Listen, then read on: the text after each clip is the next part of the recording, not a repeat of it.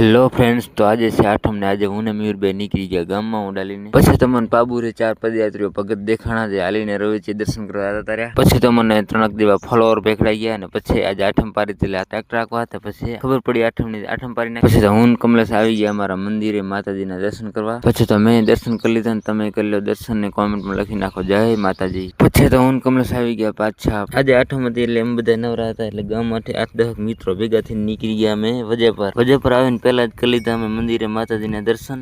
પછી તો બધા મિત્રો મળીને ધાર્યું લઈને નીકળી ગયા બાવર કાપવા. માતાજીનું કામ હતું, ધર્મના કામમાં ઢીલ ન હોય. પછી તમારે ધીરેભાઈ લીધું ધારી મંડ્યા બાવર કાપવા. મારી ગેંગમાં એવા પણ માણસ હોય કે જે બાવર કાપવા આવે તો શરમાઈ લ્યો. મારે કમો કોઈ દી વારામાં ના આવે પણ આજે હરિયામાં આવી જાય. પછી તો અમારી ગેંગનો શરમાવડો માણસ નાસ્તો લઈએ. પછી તો બધા મંડ્યા નાસ્તો કરવાનો, ઝાપટા મંડ્યા બે દાબેલી નાસ્તો કરીને પછી ઠપકારી ઉપર ચા. ફાઇનલી હવાના કાપા મળ્યા હતા ને બપોરે 2 વાગ્યા સુધીમાં અમે કરી નાખ્યું, થોડું કાઢ્યું. પછી તમે લાકડ કાપીને પાછા થઈ ગયા રવાના મંદિરે.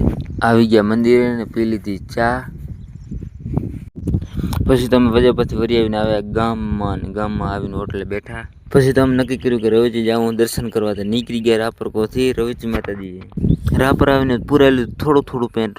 પછી પગ્યા રવેચી માતાજીની પહેલી ભાગરે. પછી પગ્યા રવેચી માતાજીની બીજી ભાગરે. અંદર વિડીયો ઉતારવાની કે ફોટો પાડવાની સખત મનાય છે એટલે આપણે નિયમનો ભંગ કર્યા વગર આપણે ઉતારતા નથી. પછી તો દર્શન કરીને બધા મિત્રો આવી ગયા પાછા. કેવો લાગે વિડીયો કમેન્ટમાં કહેજો અને કોમેન્ટમાં જય રવેચીમાં લખતા જાજો. મળીએ નવા વ્લોગમાં નવા અંદાજ.